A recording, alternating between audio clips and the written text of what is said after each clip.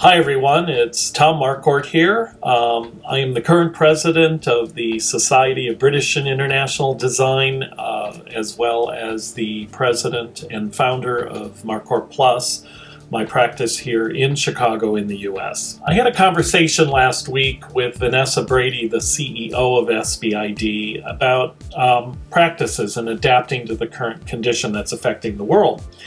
And my practice is fairly predisposed to what's going on by nature of how we operate.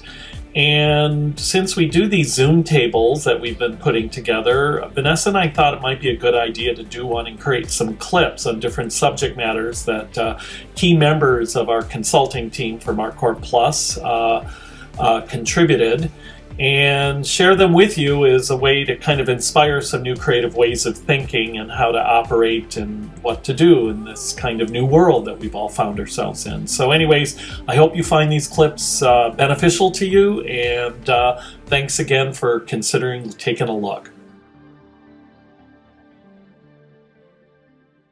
Well, the other factor to consider here is, other than Caitlin, perhaps, and I may be the senior person here. I'm gonna have to go dueling with Vince on our birthdays. But if you go past the baby boomers, the millennials, and the subsequent generations, they're already very decentralized in how they work and how they communicate and what their whole idea of socialization is. It's not the same idea of socialization that we have.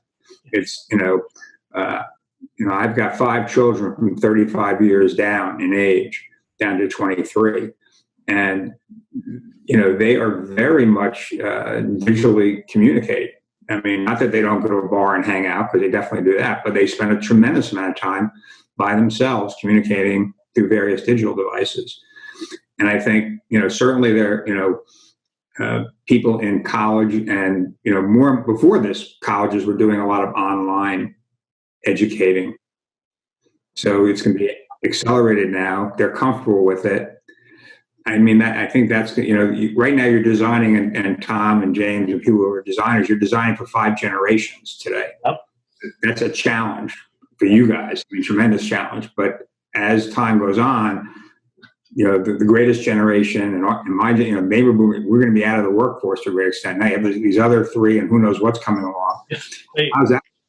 Well, Mark, of course, you forgot to mention the Gen Xers, and we're used to that. and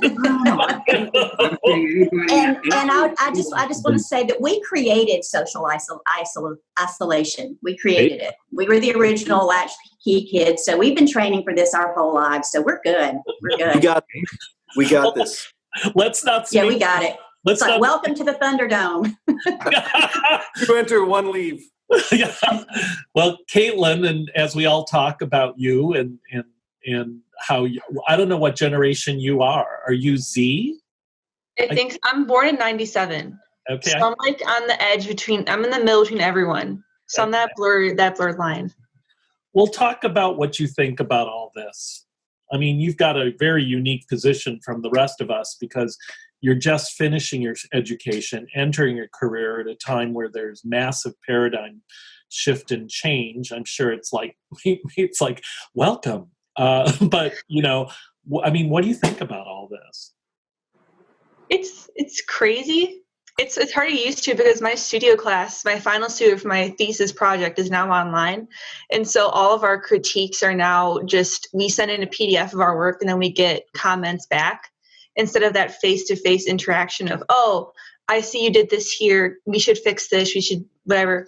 But now it's just like I just send in my pictures of it and then I just wait for my feedback, and like my design development presentation is due this week, and it's just a PDF, and then I'm getting comments back. And I'm used to actually presenting my work. I've never actually had to not present it and just send in a PDF and then just hope for the best, So it's very odd, and I'm having a graduation, so that's also very strange. It's hard to get your head around. Almost, it's very bizarre. Well, go ahead, Jim. Well, I was just going to say that sounds very antiseptic, right? And as kind of the way we would approach competitions, where you have to have everything perfectly communicated and diagrammed, and this is, you don't get to talk about it.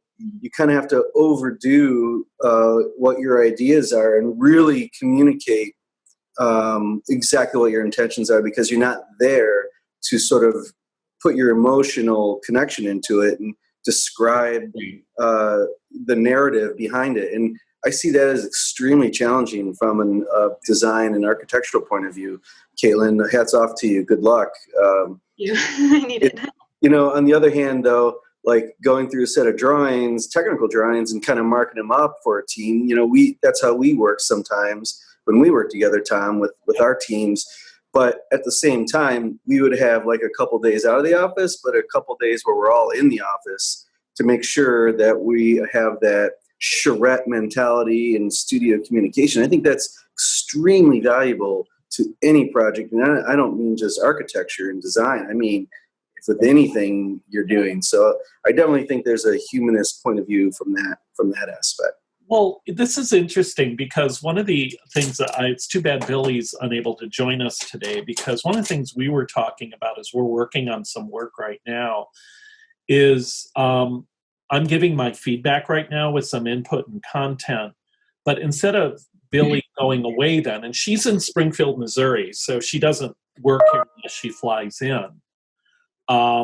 And so what ends up happening, or what we're planning on doing, is she's going to put her screen on her work.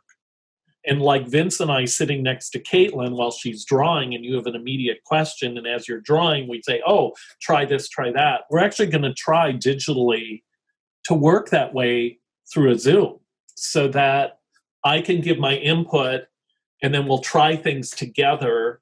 And I think there is a certain experimentation that can occur with some of this technology that will probably actually change some of this technology. It's going to become a little more hands-on and literal. At least that's my idealistic hope. VR. Yeah. And, even Vince, and that's why Vince has really adapted to a lot of the things we do now, including Zoom and working with people, is, Vince is red marking drawings and he wants to do it with Caitlin here, but he can't. So we've come up with ways for him to be able to do that and then go through things physically with her on the screen. I don't know. I think there's ways that just by nature of our business structure, we've been able to force that. And that's great that you're doing that. And Caitlin, same thing. I feel for you.